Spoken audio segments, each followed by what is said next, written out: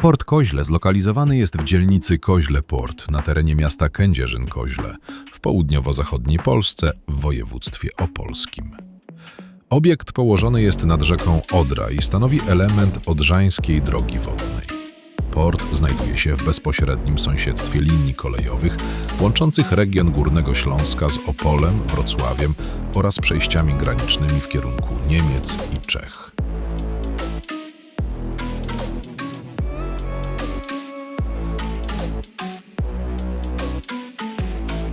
Na terenie dzielnicy Koźle Port zachowały się historyczne zabudowania związane z funkcjonowaniem portu, w tym ceglane magazyny, budynki administracyjne oraz obiekty techniczne z przełomu XIX i XX wieku. Część z nich pozostaje użytkowana, jednak znaczna część jest nieczynna. Wiele budynków posiada oryginalną konstrukcję i detale architektoniczne charakterystyczne dla zabudowy przemysłowej tego okresu. Stan techniczny obiektów jest zróżnicowany. Niektóre wymagają bieżących remontów, inne pozostają zabezpieczone, lecz nie są wykorzystywane gospodarczo.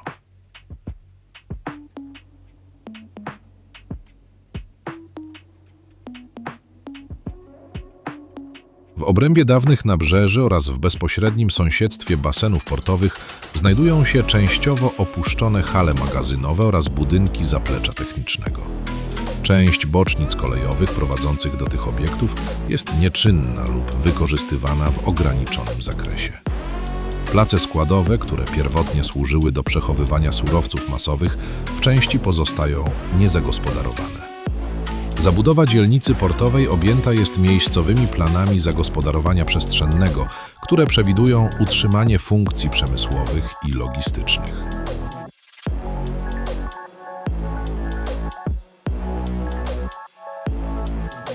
Decyzję o budowie portu podjęto pod koniec XIX wieku w związku z intensywnym rozwojem przemysłu ciężkiego na Górnym Śląsku.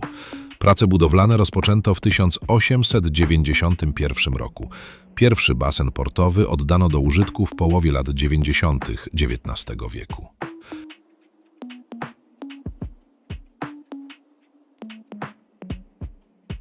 Kolejne etapy rozbudowy prowadzono do 1908 roku. W wyniku inwestycji powstał kompleks 3 basenów portowych o układzie równoległym względem koryta Odry. Baseny połączono z rzeką systemem kanałów oraz urządzeń hydrotechnicznych umożliwiających regulację poziomu wody.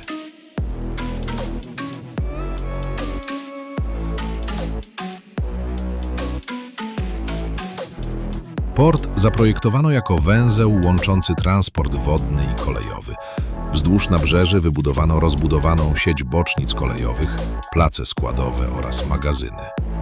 Infrastruktura obejmowała urządzenia przeładunkowe, w tym dźwigi i suwnice przystosowane do obsługi ładunków masowych. Głównymi towarami przeładowywanymi w porcie były węgiel kamienny, koks oraz ruda żelaza, transportowane z obszaru Górnego Śląska.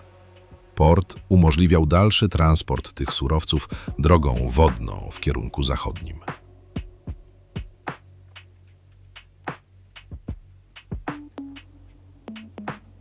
Na początku XX wieku port Koźle należał do największych portów śródlądowych nad Odrą.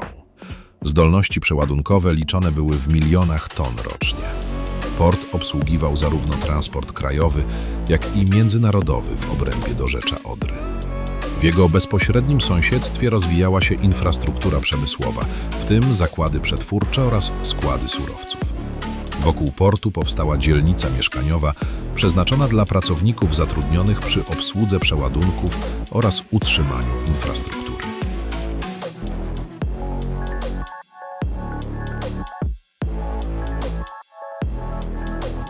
W okresie międzywojennym port funkcjonował w granicach państwa niemieckiego jako istotny element systemu transportowego regionu przemysłowego.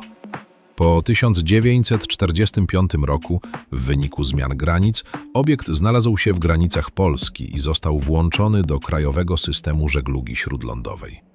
Infrastruktura, częściowo uszkodzona w czasie działań wojennych, została odbudowana i dostosowana do powojennych potrzeb gospodarczych.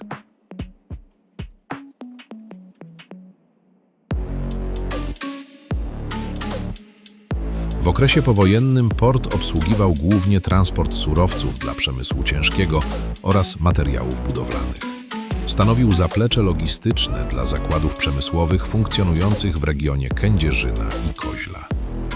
W latach 60. oraz 70. XX wieku utrzymywano znaczący poziom przeładunków, choć równocześnie następował stopniowy rozwój alternatywnych form transportu.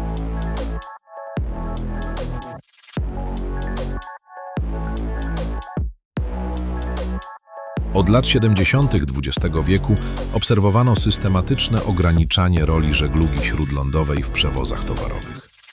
Modernizacja transportu drogowego oraz rozwój sieci kolejowej wpłynęły na zmniejszenie udziału transportu rzecznego w strukturze przewozów. W latach 90. XX wieku, po transformacji ustrojowej, restrukturyzacja przemysłu ciężkiego oraz spadek produkcji w części zakładów przyczyniły się do dalszego ograniczenia przeładunków w porcie.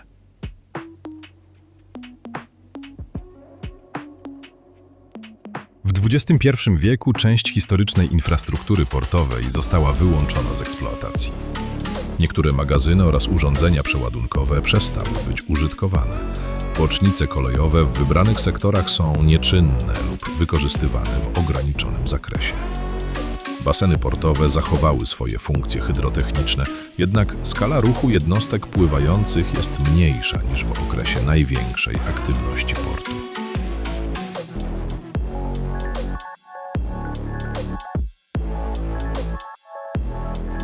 Obszar portu obejmuje 3 główne baseny, nabrzeża o utwardzonej konstrukcji, place składowe oraz pozostałości infrastruktury technicznej.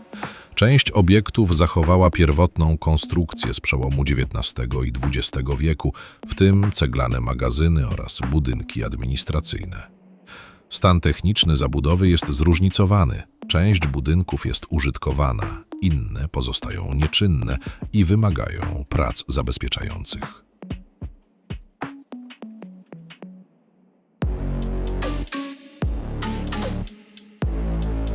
Port Koźle formalnie pozostaje elementem systemu portów śródlądowych nad Odrą.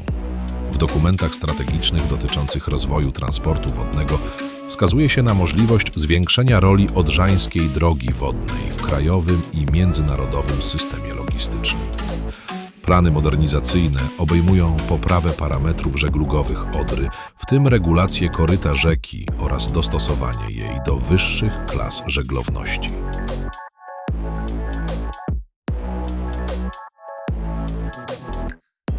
W kontekście tych planów rozważana jest modernizacja wybranych portów śródlądowych, w tym portu Koźle.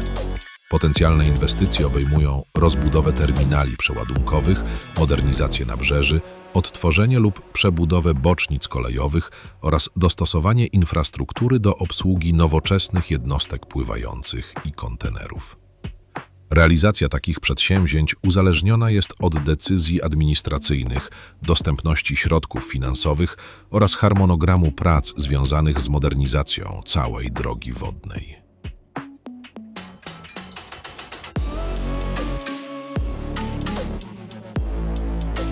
Na terenie portu funkcjonują obecnie wybrane podmioty gospodarcze prowadzące działalność związaną z logistyką i magazynowaniem.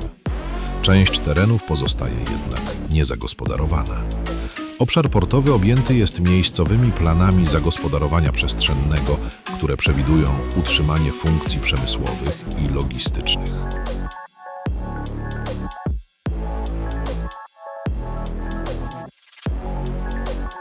Port Koźle posiada bezpośrednie połączenia drogowe z siecią dróg krajowych i wojewódzkich oraz dostęp do infrastruktury kolejowej. Lokalizacja w pobliżu granic państwowych oraz w obrębie europejskich korytarzy transportowych stanowi jeden z argumentów wskazywanych w analizach dotyczących jego potencjalnego rozwoju.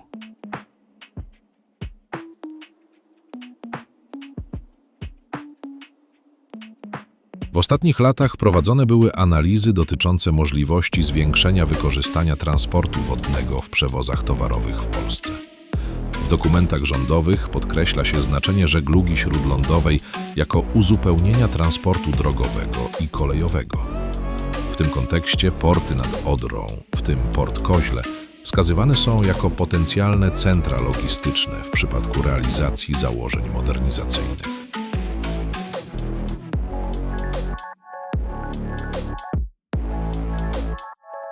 Aktualny stan portu obejmuje zachowane baseny portowe, nabrzeża, place składowe oraz część czynnej infrastruktury kolejowej. Część historycznych budynków pozostaje w użytkowaniu, inne wymagają remontu lub adaptacji. Ostateczny zakres przyszłego wykorzystania portu zależeć będzie od kierunku polityki transportowej państwa, decyzji inwestorów oraz tempa modernizacji Odrzańskiej Drogi Wodnej. Port Koźle pozostaje jednym z największych historycznych portów śródlądowych w południowo-zachodniej Polsce pod względem powierzchni i skali pierwotnej infrastruktury. Jego dalsze funkcjonowanie oraz ewentualna rozbudowa uzależnione są od realizacji planów związanych z przywróceniem większego znaczenia żegludze śródlądowej w krajowym systemie transportowym.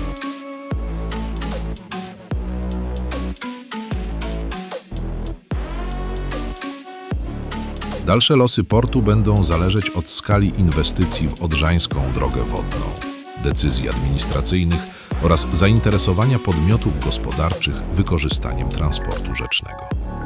Zachowana infrastruktura, mimo ograniczonego wykorzystania, tworzy bazę umożliwiającą podjęcie działań modernizacyjnych bez konieczności budowy obiektu od podstaw.